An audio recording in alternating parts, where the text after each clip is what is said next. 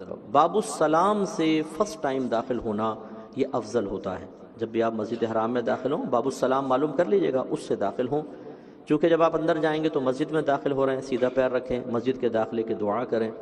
اور یہ یاد رکھیں بعض حاجی ایسے ہوتے ہیں کہ جب مکہ پہنچتے ہیں تو وہ اسے اپنا کمال سمجھنا شروع کر دیتے ہیں کہ یقیناً ہم با کمال ہیں، تبھی تو اللہ نے ہمیں یہاں بھجوایا ہے یا بلایا ہے، تو دوسرے لوگوں سے ہم شاید افضل ہیں۔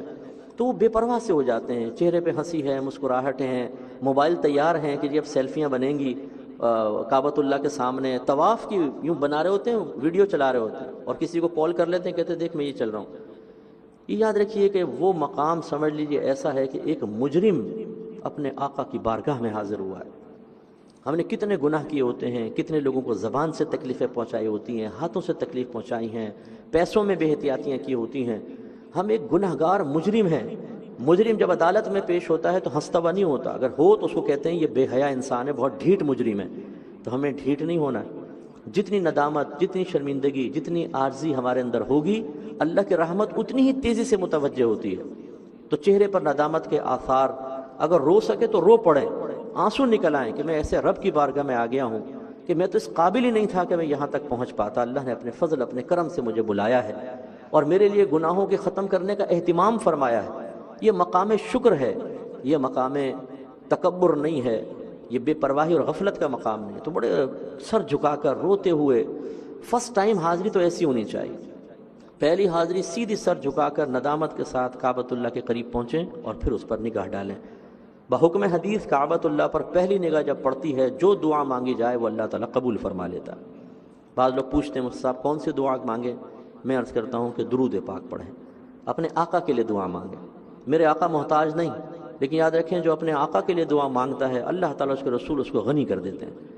ہم وہاں پر جا کر بہنیں جو ہیں، دیکھیں ہمارے آقا بڑے وسیلہ ہیں اللہ کی بارگاہ میں ہمارے لیے۔ سرکار کے وسیلے سے تو ہمیں رب ملا ہے، سرکار کے وسیلے سے سب کچھ ملا ہے۔ تو اس حبیب کے لیے جب آپ دعا کریں گے تو اللہ کی رحمت تیزی سے متوجہ ہوگی۔ جیسے کوئی سیٹھ اپنے بچے کو گود میں لیے ہو اور آپ کو سیٹھ کی توجہ چاہیے، تو سیٹھ کی تعریف کرنے کے بجائے بچے کی تعریف کر دیجیے گا، اور ایک بسکٹ کا پیکٹ بچے کو دیں اور اس کو پیار کر لیں، وہ خوش ہو جائے گا باپ کو بھی، میرے بچے کو کتنا پیار کیا ہے اس نے۔ اور آپ بچے کو نظر انداز کریں اور سیٹھ کی تعریفیں کرتے رہیں، اس کو اتنا اچھا فیل نہیں ہوگا۔ اللہ تعالیٰ اثرات قبول کرنے سے پاک و صاف ہے۔ بلا تمثیل میں نے ایک مثال دی ہے، جب اللہ تعالیٰ کی طرف متوجہ ہیں بڑی بات ہے، لیکن اس کے حبیب کا خیال کریں، ایسے مقام پر اپنی تمام خواہشات کو قربان کر کے اس کے حبیب کے لیے زیادہ اللہ کی رحمت متوجہ ہوگی۔ درود شریف پڑھ دیں، اس کے بعد اور دعائیں بھی آپ مانگ سکتے ہیں، مانگ لیں۔ خوشبو سے متعلقہ مسائل بھی ذہن میں رکھیں۔ خوشبو اگر لگ گئی تو ایک تو یہ ہے کہ وہ پورے عضو کو اس نے گھیرا ہے یا نہیں گھیرا۔ جیسے ہاتھ پہ تھوڑی سی لگ گئی، پورا ہاتھ اس میں نہیں انوالو ہوا، تو اس میں پھر یہ دیکھا جاتا ہے کہ وہ کم ہے یا زیادہ۔ زیادہ کی علامت یہ ہے کہ لوگ کہیں بہت خوشبو آ رہی ہے آپ سے، تو لوگوں سے پوچھیں خوشبو آ رہی ہے، وہ کہیں ہاں بہت زیادہ خوشبو آ رہی ہے، دم لازم ہوگا۔ اگر کم ہے تو پھر نہیں۔ ایک تب ہے کہ جب پورا عضو نہ گھیرا ہو، اگر پورا عضو گھیر لیا تو بس پھر چاہے خوشبو کم بھی ہو دم لازم ہو جائے گا۔ اس لیے میں نے آپ کو سمجھایا تھا کہ جب آپ حالت احرام میں آ جاتے ہیں تو آپ لوگوں سے مصافحے سے اجتناب کریں۔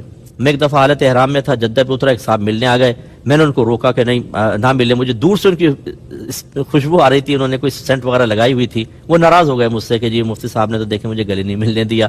اب شرعی مسئلوں پہ عمل کریں تو یہ مسئلہ بھی ہوتا ہے، لیکن بہرحال ہمیں ناراضگی نہیں دیکھنی، شریعت پر عمل پیرا ہونا دیکھنا۔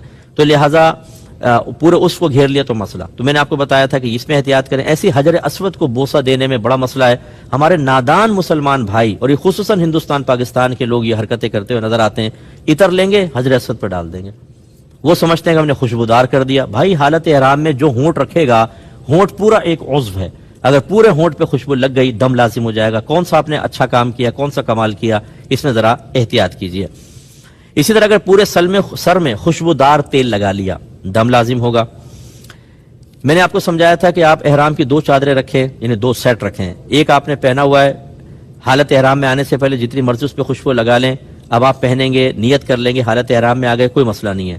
لیکن فرض کر لیں کہ آپ کو احتلام ہو گیا، کپڑے گندے ہو گئے، یہ احرام کی چادریں، آپ نے کہا چلو ان کو اتار کر میں دوسری جو لایا ہوں چادریں وہ پہن لوں، ان میں خوشبو نہیں ہونی چاہیے، وہ الگ چادریں کہلائیں گی، وہ بغیر خوشبو والی ہونی چاہیے، نہ ان پہ خوشبو لگائیں گے، اگر لگائیں گے تو آپ پر دم لازم ہوگا۔ ایسی ہماری بہنیں جو پہنا ہوا لباس ہے اگر اس کو چینج کرتی ہیں تو دوسرے لباس پہ یعنی حالت احرام میں تبدیل کرتی ہیں تو دوسرے لباس پر عطر وغیرہ نہیں لگی ہونی چاہیے.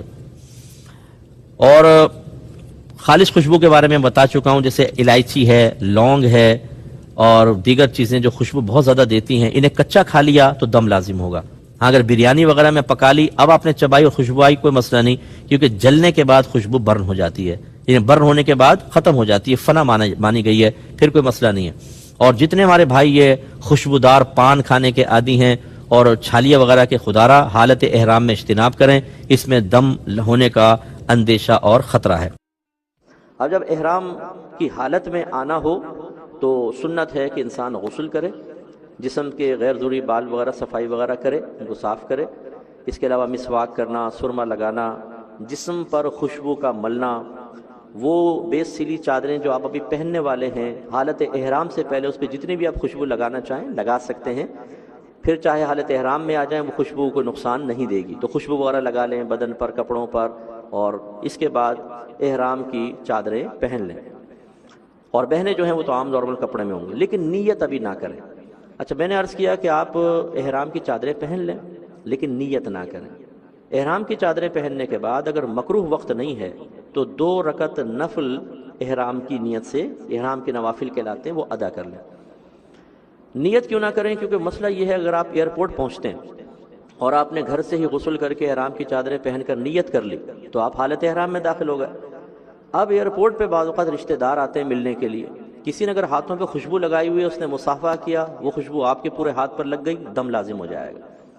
اسی طریقے سے کسی نے خوب خوشبو لگائی ہوئی ہے، گلے ملا، آپ کے احرام میں خوشبو منتقل ہوئی، اس میں بھی دم کے امکانات ہو سکتے ہیں.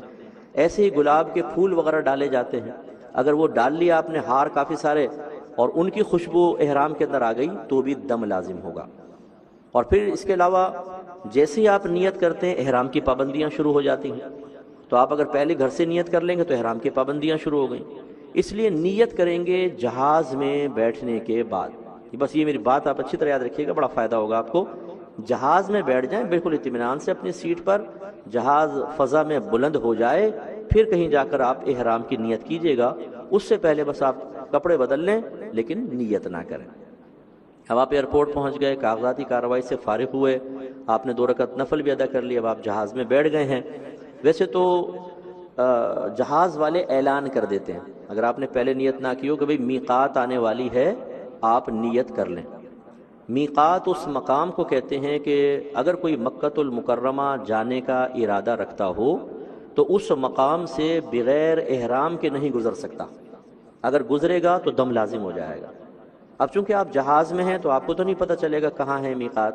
ہماری یلملم میقات بنتی ہے، ایک مقام ہے، تو وہ جہاز والے بتا دیتے ہیں کہ بھی آ رہی ہے. لیکن ہمارا مشورہ یہ ہوگا کہ آپ اس سے پہلے ہی نیت کر لیجئے گا، ٹھیک ہے، جیسے جہاز بلند ہو نیت کر لیں. کیونکہ میں نے کئی حاجیوں کو دیکھا ہے وہ بیٹھ کے سو جاتے ہیں. اب سو گئے، وہاں اعلان ہو رہا ہے نیت کر لو، حاجی صاحب سو رہے ہیں، پھر ان کو اٹھانا ہوتا ہے، اٹھو نیت کر لو. اور فرض کر لیں کسی نے نہیں اٹھایا، وہ ایسے ہی گزر گئے، دم لازم ہو جائے گا. تو اس لیے جیسے بلند ہو فوراً آپ نیت کر لیں.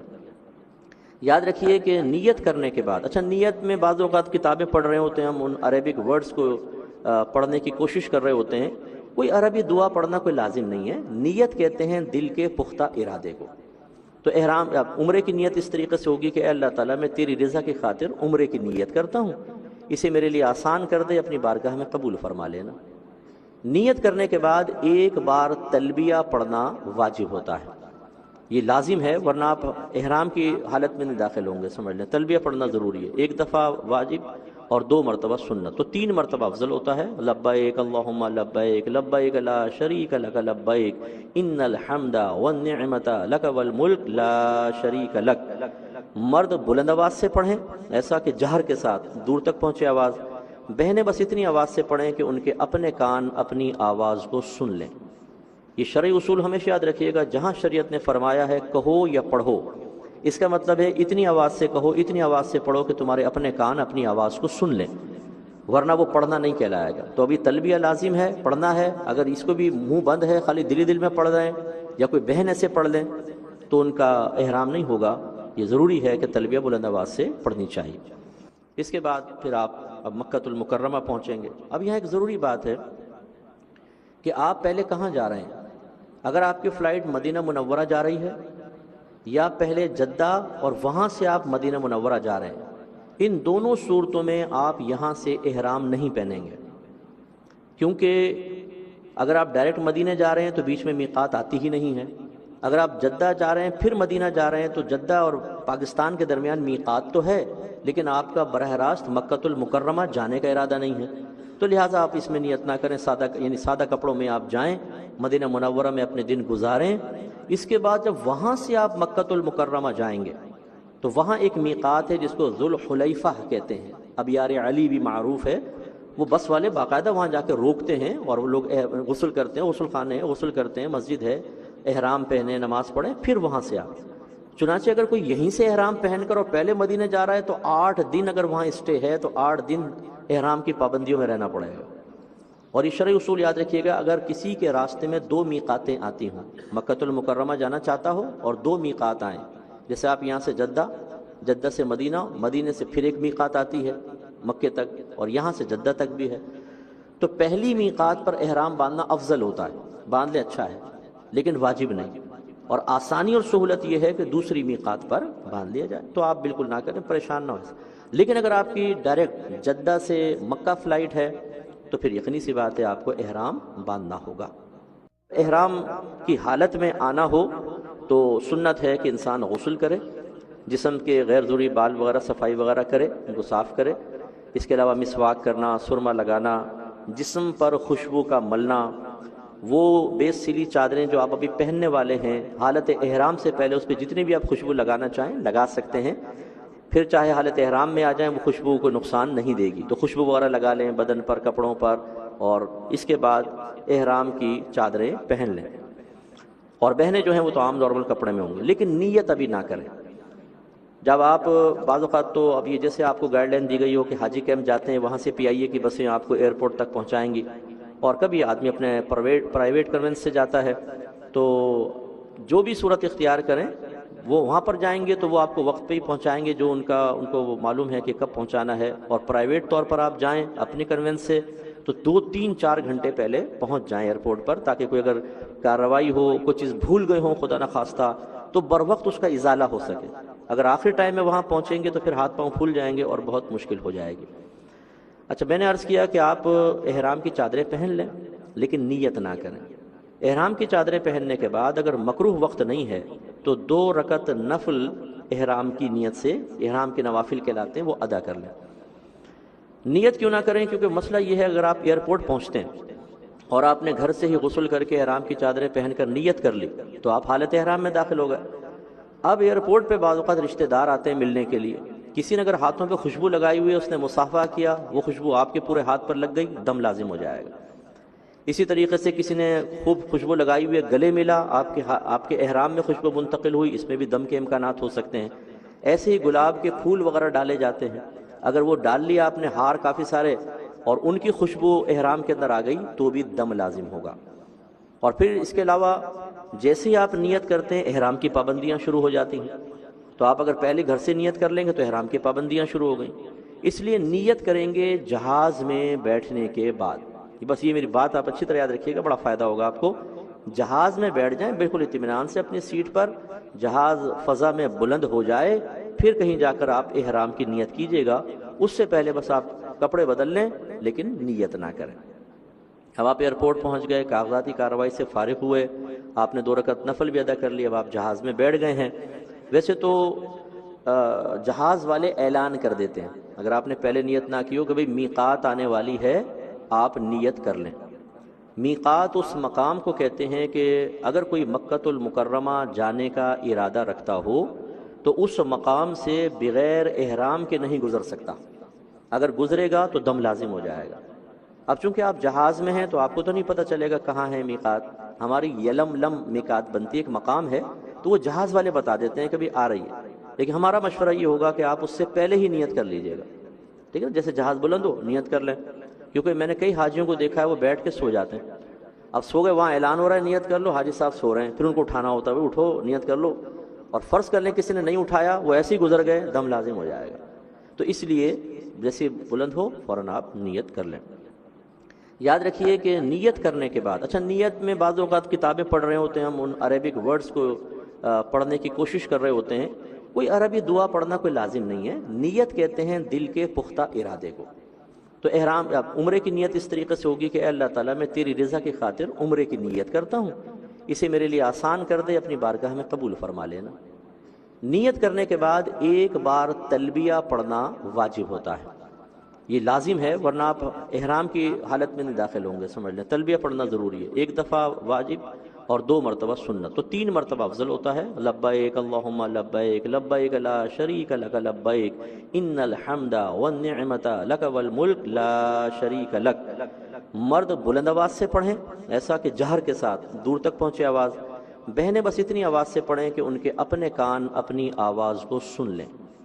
یہ شرعی اصول ہمیشہ یاد رکھیے گا، جہاں شریعت نے فرمایا ہے کہو یا پڑھو، اس کا مطلب ہے اتنی آواز سے کہو، اتنی آواز سے پڑھو کہ تمہارے اپنے کان اپنی آواز کو سن لیں، ورنہ وہ پڑھنا نہیں کہلائے گا۔ تو ابھی تلبیہ لازم ہے، پڑھنا ہے، اگر اس کو بھی منہ بند ہے، خالی دلی دل میں پڑھ رہے ہیں یا کوئی بہن ایسے پڑھ لیں تو ان کا احرام نہیں ہوگا، یہ ضروری ہے کہ تلبیہ بلند آواز سے پڑھنی چاہیے۔